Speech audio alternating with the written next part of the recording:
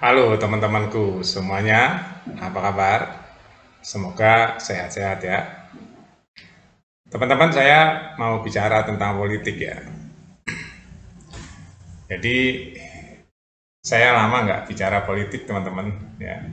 Padahal waktu saya habiskan di lingkaran politik lama ya teman-teman. Cuma kadang-kadang kalau mau bicara politik itu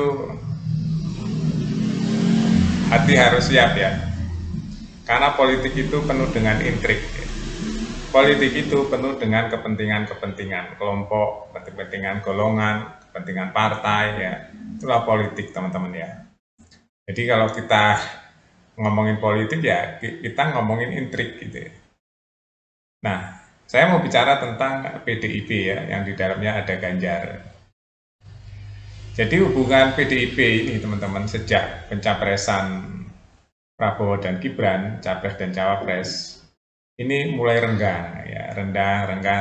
Nah, sekarang sudah mulai klimaks teman-teman. Di saat Prabowo Gibran menang, itu sudah bisa ditebak ya, karena memang approval rating Presiden Jokowi itu tinggi sekali. Ini tambah parah lagi menjelang pilkada nih teman-teman. Ya, jadi PDIP sudah terang-terangan bahwa Jokowi dan Gibran dan Bobi bukan anggota partai PDIP lagi. Nah, di sini nih mulai retaknya menjadi jauh ya. Tapi politik, kembali lagi ke politik teman-teman. Politik itu intrik teman-teman ya. Politik itu apalagi di akhir-akhir ini ya. Ya politik ya untuk memperjuangkan kelompoknya. Kelompok mana ya? Kelompok PDI Perjuangan dan kelompok yang lain gitu ya. Jadi semua mencari kekuasaan melalui intrik-intrik politik ya, intrik-intrik politik ya. Kita bicara politik itu bisa kita pilah-pilah teman-teman ya. Di politik itu ada nanti yang legislatif, ada yang eksekutif ya, ada lagi yang nanti setelah itu tercapai ada lagi di dalam-dalamnya siapa mendapat apa gitu ya. Itulah politik. Makanya kadang-kadang saya males ngomongin politik. Kembali lagi ke Ganjar teman-teman. Ganjar itu katanya mengatakan terang-terangan akan menjadi oposisi ya.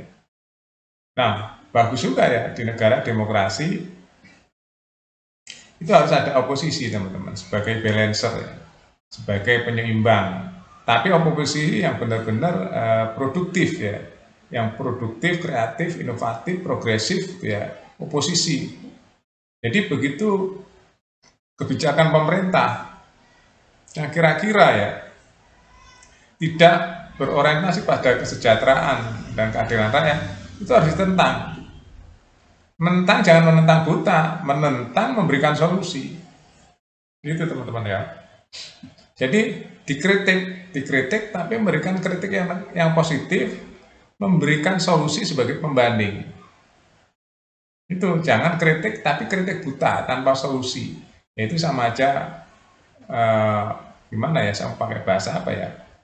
Ya nggak jelas gitu ya, gelap gitu ya. Saya sebenarnya bisa pakai bahasa yang macam-macam teman-teman, cuma saya mau pakai bahasa rakyat aja ya menjelaskannya.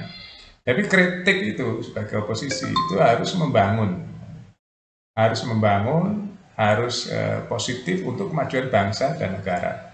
Nggak boleh kritik asal ngolok-ngolok, asal caci maki.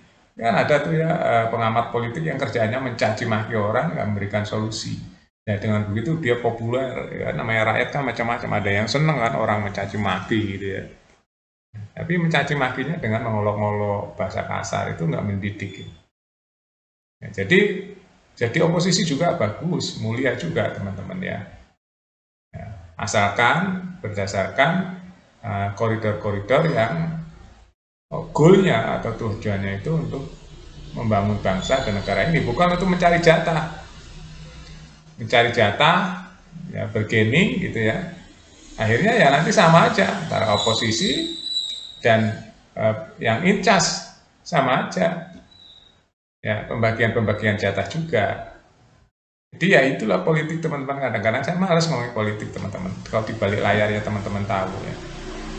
Jadi politik itu banyak yang di balik layar juga teman-teman ya, rakyat biasa nggak ngerti yang begitu-begitu ya. Mudah-mudahan lah ya, mau jadi oposisi baik, mau gabung dengan pemerintah baik asalkan nggak korupsi.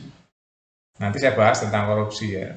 Saya suka membahas tentang korupsi teman-teman, karena saya sejak muda remaja itu melihat banyak-banyak kisah-kisah kemunafikan ya, politisi, pejabat, isinya orang munafik. Ya, kan saya neliti kehidupan sosial itu belasan tahun teman-teman ya, jadi saya hafal banget.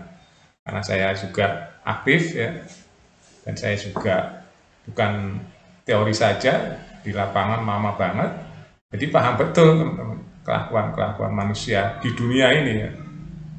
Ada yang nggak munafik, ada, tapi kebanyakan munafik. Oke, itu saja teman-teman. Terima kasih ya. Mudah-mudahan oposisi bagus, incas juga bagus, asalkan tujuannya untuk kebaikan bangsa dan negara dan tidak korupsi. Update terus beritanya di Buat Makan TV. Sampai jumpa.